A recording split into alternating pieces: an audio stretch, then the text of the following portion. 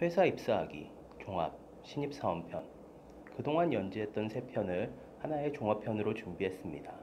하나하나씩 들으실 분들은 하나하나씩 들으셔도 되지만 한 번에 같이 이어 들으실 분들도 있을 것 같아 종합편을 준비했습니다. 참, 요즘 다시 Live with Corona 시대가 되어 그동안 온라인으로 보던 면접을 다시 대면 면접을 하는 회사들이 늘어나고 있습니다. 대면 면접이 다시 진행되니 대면 면접 준비도 같이 잘 하시면 좋겠습니다. 신입사원 편을 할까 말까 고민을 많이 했습니다. 제가 신입사원으로 입사할 때랑 지금은 좀 많이 다른 경우도 있는 듯하고 바라는 방향도 다를 수가 있을 것 같아 만들지 않을까도 생각했는데 그래도 입사를 생각하시는 모든 분들께 조금이나마 도움이 될 수 있을 듯하여 제 경험과 다녔던 회사들의 신입사원을 채용하는 방식을 바탕으로 설명해 보도록 하겠습니다. 어떤 회사를 고를 것인가? 대기업, 중견기업, 중소기업, 기업군으로는 크게 이렇게 나눌 수 있을 것 같고, 국내 회사, 외국계 회사, 혹은 공채 수시 이렇게 나눌 수 있을 듯 합니다. 각 산업군 혹은 본인의 전공, 적성 등을 생각하여 더 자세히 나눌 수는 있겠지만 신입사원으로 입사하실 때는 가장 큰 꼭지점을 찍어 선택하시는 게 보다 넓은 지원폭이 될 수 있습니다. 이렇게 한번 해보시고 안 되시면 그쪽 제끼시고 다른 꼭지점에 도전해 보시는 것이 좋습니다. 고용 형태, 정규직, 계약직, 파견직으로 나눌 수 있습니다. 계약직과 파견직의 차이는 정확히 말하면 회사에서 직접 계약하는 계약직을 직계약직이라고 하고 파견 회사를 통한 고계약직 고용을 파견계약직이라고 합니다. 여기서부터 진짜 본인 자신에게 냉정하게 내가 어느 회사 정규직 신입으로 입사가 가능한지 아닌지 판단이 제일 중요합니다. 제가 처음 회사를 다닐 때는 정규직이 아니면 안 되는 경향이 있었는데 현재는 계약직이든 파견직이든 현재 회사를 보면 본인만 버티면 빠르면 1년, 늦어도 2년 안에는 별다른 문제가 없다면 정규직 전환이 됩니다. 여기서 사람들이 오해를 하시는 게 계약직은 경력에 인정이 안 된다고 생각들 하시는데 그렇지 않습니다. 경력 증명서에는 기간을 명시하기 때문에 계약직이란 1년 그리고 정규직 전환 후 현재까지 경력이 모두 경력에 포함됩니다. 제가 주제넘는 말씀을 드린다면 계약직에 대한 시선을 단순히 계약직이라고 생각하지 마시고 정규직 되기 전에 직무에 대한 경험을 배우는 인턴 기간이라고 생각하시는 것이 좋을 것 같습니다. 그리고 제가 있는 쪽 산업군이 이런 계약직 정규직 전환이 빈번하기 때문에 한번 도전해 보시는 것도 좋을 것 같습니다.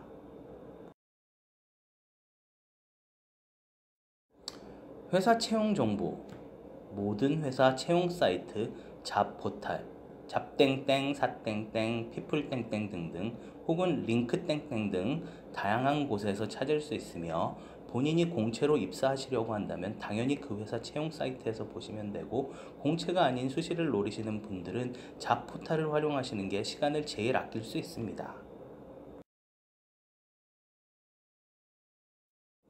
어지간하면 하지 마셔야 할 것들. 지인 찬스, 이거 잘 생각하셔야 합니다. 정말 본인 부모님이 어느 회사를 꼽아주실 수 있을 정도의 힘이 있으시면 이런 고민이나 노력하실 필요 없습니다.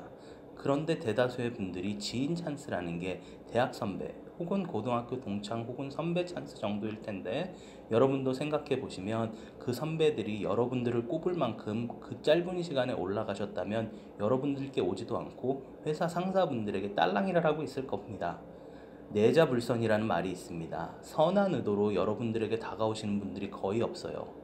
이런 XX들은 대체로 다단계 아니면 보험 혹은 다른 악의 구렁텅이로 여러분들을 끌고 들어갈 악마라고 보시면 됩니다. 제 친구도 회사 못 구하고 있다가 다단계에 빠져 이놈 제가 끌고 나오느라고 진짜 고생했습니다. 절대 지인 찬스 어지간하면 쓰지 마세요. 여러분들의 미안한 마음을 이용해서 정말 빠져나올 수 없는 늪으로 데려갈 수도 있으니까요. 준비 자료. 기본적으로 이력서, 자기소개서, 각종 자격증을 제출하라고 합니다. 그런데 모든 회사들이 그렇지 않습니다. 큰 회사들일수록 다 받고 본인들의 양식으로 제출하라는 곳이 많습니다. 규모가 없다고 안 받는 것도 아니니 서류에 장점이 있으신 분들은 서류를 많이 내는 곳으로, 아니신 분들은 서류를 덜 내고 면접에 점수를 많이 주는 쪽으로 지원해 보셔야 합니다. 공채일수록 제출하는 서류들이 많고 수시일 때는 내는 서류가 조금 덜한 경향이 있습니다. 정규직일수록 내는 서류가 많고 계약직은 내는 서류가 상대적으로 적습니다. 만약 이력서나 자기소개서 샘플이 필요하신 분들, 혹은 이력서나 자기소개서 첨삭이 필요하신 분들은 댓글을 남겨주시면 제가 도울 수 있을 만큼 도와드리도록 하겠습니다. 그리고 반드시 사진은 진짜 돈을 좀 들이시더라도 매력적으로 나오시게 작업을 하시는 것을 추천드립니다. 일단 서류 보시는 분들이 신입사원은 다들 비슷해서 인성만 볼 거야 하시는 분들이 대다수입니다. 근데 인성을 무슨 수로 본인들이 서류를 보고 할까요? 그건 그냥 매력적인 분들을 뽑는다는 얘기랑 똑같습니다. 면접 와서 얼굴이 아예 다를 수는 있어도 일단 서류 통과하시는 것이 중요하니 사진만큼은 정말 공을 들여 작업하시기를 당부드립니다. 지원 시기, 모든 준비가 끝나셨으면 지원을 하셔야 하는데 여기도 타이밍이 있습니다. 신입사원 서류가 다들 비슷해서 서류 보시는 분들의 집중력이 있는 기간대에 내셔야 서류 통과 확률을 높일 수 있습니다. 공고 올라오고 이틀 안에 혹은 공고 끝나기 하루 전에 이렇게 내셔야 좋습니다. 공고 끝나는 날들은 다들 서류 검토 잘했으니 회식 가자고 하실 테니까 마지막 날 남은 서류들을 검토하는 집중력이 상대적으로 떨어집니다. 여러분이 하셔야 할 일, 무조건 정규직 공채만이 길이 아닙니다. 제가 회사를 다니면서 본 분들 중에 계약직으로 시작해서 높은 자리에 가신 분들도 많고, 차별이나 이런 것도 시간이 지나면 사라질 뿐만 아니라 사회생활을 계약직으로 시작했다고 하는 것도 중요해지지 않는 시기가 옵니다. 하지만 여러분들이 계속 정규직만 고집하고 몇 년째 아무 일 없이 점점 무기력해 가는 것보다는 시작은 작게 할 수 있지만 시작 후 어떻게 할지 향후 그림을 잘 그리는 것이 더 중요할 것 같습니다. 제 채널을 보시는 분들 중 만약 궁금하신 것들이 있다면 제가 최선을 다해 답해 드리겠습니다. 끝으로 면접에 관한 내용은 다른 영상으로 찾아뵙도록 하겠습니다.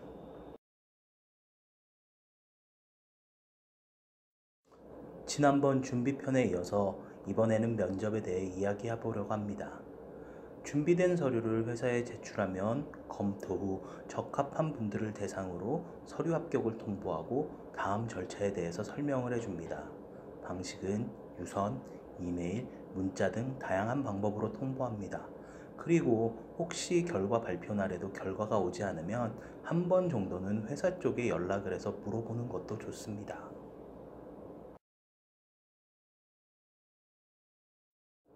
서류 합격 후 절차. 이게 회사마다 너무 달라서 제가 아는 대로 설명해 보겠습니다. 인적성 검사. 이건 서점에 가시면 각 회사별 수험서를 팔고 있으니 참조하시면 좋을 것 같습니다.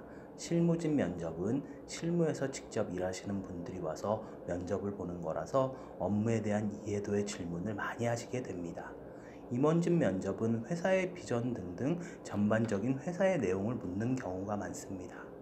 대표이사 혹은 회장님 면접 같은 경우는 여기까지 오셨으면 어지간하면 합격하시니 편안한 마음으로 그분들이 하시는 얘기를 들으며 가끔 반응해드리고 미소 지으시면 됩니다. PPT 면접은 본인이 작성한 내용을 발표하는 것인데 주제가 주어지면 5분 정도의 내용을 만들어 발표하는 것입니다. 체온 검진은 모든 절차가 끝나고 본인의 몸 상태를 지정된 병원에 가서 체크하시는 절차인데 여기서 은근히 떨어지시는 분들이 많으니 면접 절차가 진행되는 동안은 건강한 몸을 유지하시는 것이 좋을 것 같습니다. 면접 복장. 신입사원 면접이신 만큼 정장을 입고 가시는 것을 추천해 드리며 각 회사별 면접 드레스 코드에 대해서도 자세한 설명이 올 테니 참조하여 입고 가시면 됩니다. 만약 별도의 드레스 코드에 대한 내용이 없으면 정장을 입고 가시는 것이 제일 좋습니다.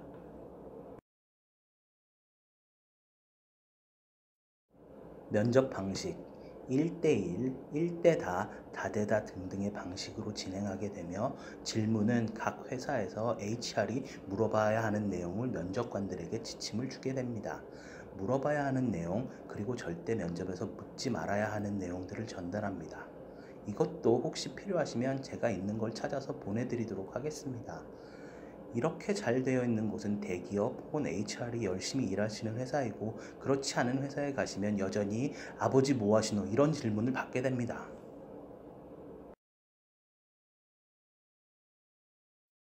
면접에서 인성이란, 지난번 편에도 말씀드렸듯이 신입사원 면접에서 모든 면접관들이 가장 중요하게 보는 요소가 인성, attitude인데, 서류에서는 얼굴을 보고 판단했다면 이제 실제 여러분들이 면접 시 하는 행동을 보고 판단하게 되는데, 일단 면접하시는 동안 미소를 지으시는 것이 제일 좋습니다. 처음 면접이 시작하면 자기소개를 할 때 저는 늘 하는 말 중에 하나가 "이렇게 좋은 기회를 주셔서 감사드립니다" 로 일단 기회를 준 것에 대한 감사의 마음을 표하면서 시작합니다. 대체로 신입사원 면접은 다대다일 경우가 많아서 질문도 몇 가지 받지 못하고 끝날 경우가 많습니다. 그래도 마지막에는 면접관 분들이 마지막으로 하고 싶은 말이 없냐고 할 때 이걸 잘 활용해서 못한 말을 하시고 다시 한번 기회를 주셔 감사하다는 표현을 하면 좋습니다. 그리고 마지막으로 나가실 때 문을 밀어서 열지 마시고 당겨서 여시는 것이 좋습니다. 밀어서 열면 밖에 사람이 지나가다 다칠 수도 있고 하니 배려의 의미로 당기시는 건데, 이런 것 하나하나까지 보시는 면접관 분들도 있습니다. 제가 생각하는 인성이라고 면접관 분들이 보시는 건 적극적인 자세가 아닌 고마움을 표시할 수 있는, 배려를 할 수 있는지 면접 시간에 보는 것이라고 하는 게 더 적합할 듯 합니다. 하시지 마셔야 할 것들, 절대 지각하시면 안 됩니다. 아무리 뛰어난 스펙을 가지고 계셔도 면접 시간에 늦으시면 거기서부터 크게 마이너스가 됩니다. 그리고 면접에 불참하게 되거나 일정 조정이 필요할 경우 회사에 연락을 꼭 하시는 것이 좋습니다. 사람 일이 어찌 될지 모르고 다시 이 회사를 지원할 수도 있는데, 무단으로 불참하거나 하시면 향후 이 회사와는 다시는 인연을 갖기 힘들 수도 있습니다. 신입사원의 경우 채용검진이 있는 회사가 많아서 면접 절차가 끝나는 동안은 음주 가무는 자제하시고 하루 1시간 정도 운동을 하시는 것이 육체적, 정신적 건강에 좋으실 듯 합니다. 무리한 운동을 하시라는 건 아니고 걷기만 꾸준히 하셔도 됩니다. 혈압이 높으신 분들은 혈압약을 드시는 것도 좋습니다. 일단 모든 걸 통과해야 입사가 되기 때문에 안 하실 이유가 없습니다. 면접 후 절차. 면접의 모든 과정을 거치시면 이제 합격, 불합격 통보를 받는 일만 기다리시면 됩니다. 합격하시면 회사에서 처우에 대한 내용을 통보합니다. 신입사원의 경우는 회사 내규에 따라 책정되니 내고를 할 것도 딱히 없습니다. 입사일도 본인이 정하는 것이 아니라 회사가 통보합니다. 입사일에 입사를 하시게 되면 3개월 정도는 수습기간을 갖게 되는데, 수습기간에 대한 내용은 다음 편에서 다루도록 하겠습니다. 만약 불합격을 하셨더라도 다른 회사들이 많으니 힘내시고 다시 도전하시면 됩니다. 제가 아는 후배 중 하나는 대졸공채 떨어지고 동일한 회사 초대졸공채로 입사한 분이 있었습니다. 이렇듯 어떤 방식으로라도 일단 입사를 하셔서 사회생활을 시작하시고 경력을 쌓은 후 본인이 원하시는 회사 혹은 업무로 기회를 찾아 이직 혹은 전직하시면 됩니다. 지난번 면접에 이어 합격 후 수습기간에 대해 설명해 보려고 합니다. 이제 합격을 하시면 회사에서 합격 통보를 하고 출근 일자를 통보해 줍니다. 경력사원과는 다르게 신입사원의 경우 입사일 조정이 쉽지 않습니다. 왜냐하면 신입사원은 대체로 여러 명을 채용하고 한 명 한 명에 대한 회사에 대한 교육을 진행하는 것이 아니라 입사한 전원에게 같은 시간, 같은 장소에서 진행하는 경우가 많아서 입사일 조정이란 현실적으로 어렵습니다. 정말 어려운 상황이 발생하면 대체로 관훈상제는 예외로 해주고 일정 조정도 가능합니다. 하지만 단순히 개인적인 사유로 입사일 조정이 어렵고, 만약 그런 사유로 조정을 시도한다면 입사 전부터 찍혀서 회사 생활이 시작부터 꼬일 수도 있습니다. 수습기간에 하는 일들. 수습기간에 하는 일은 기본적으로 회사에 대한 전반적인 사항을 공부하는 기간이라고 볼 수 있겠습니다. 3개월 정도 수습기간이 많은데, 대졸공채의 경우 수습기간 후에도 1, 2년 정도 신입사원들에게 지속적인 교육을 제공합니다. 가장 기본적인 건 HR에서 회사의 규정에 대해 설명을 해줍니다. 출퇴근, 휴가, 복장, 취업 규정, 인사 규정 등등을 설명해 주는데, 일단 귀에는 절대 안 들어올 거예요. 너무 당연한 얘기 같은 것을 하니까요. 그런데 이 HR 규정이 혹시라도 회사 내규를 어길 시 문제가 생길 수 있으니 나중에 HR에서 나눠주는 책자를 한 번씩 다시 읽어보시는 것도 좋습니다.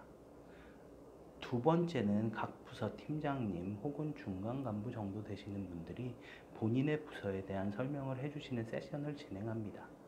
여기서 본인이 뭘 하고 싶은지 생각을 해두시는 것도 좋은데 뭐 생각한다고 그 부서 가는 건 아니니 그냥 생각만 해두시면 됩니다. 수습기간 평가를 월간 단위로 진행합니다. 평가를 다양한 방식으로 하는데 회사마다 다 다릅니다.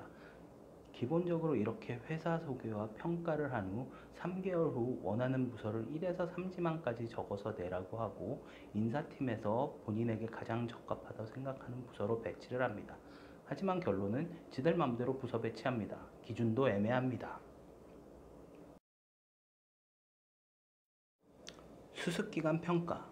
여러분들이 궁금해하실 것이 이 수습기간의 평가를 어떻게 하느냐인데 조별과제, 개별과제, 집단토론, 영어시험 등등 다양한 방식으로 하고 점수를 매기게 됩니다. 하지만 너무 걱정하지 않으셔도 됩니다. 본인이 자발적으로 퇴사를 하지 않는 한 회사가 자르기는 쉽지 않습니다. 이게 대단히 궁금하신 분들이 있을 텐데 내가 수습기간 중 평가에서 떨어지거나 낙제점을 받거나 등등 이걸로 수습기간 후 입사가 안 될 거라고 생각하는 분들이 가끔 있는데 혹은 많을지도 모르겠네요. 한국이란 곳이 이론적으로는 근로자의 편이라 평가라는 건 평가자의 지극히 주관적인 의견이기 때문에 이것으로 직원에 대한 유무능을 판단할 수 없다입니다. 그래서 자발 퇴사가 아닌 이상 못 자릅니다. 모든 것이 예외라는 게 있어서 제가 말씀드리는 건 규모가 어느 정도 있고 체계가 정립된 회사 얘기고 이게 아닌 회사들은 자릅니다. 규모가 있어도 자를 때도 있고 직원이 고소를 하면 돈으로 해결하는 회사들도 종종 있으니 회사 입사하셨을 때 3개월 동안 분위기를 잘 익히셔야 제대로 된 판단을 하실 수 있습니다. 여기서 잠깐 수습기간 중 회식. 수습기간이라고 회식을 안 하지 않습니다.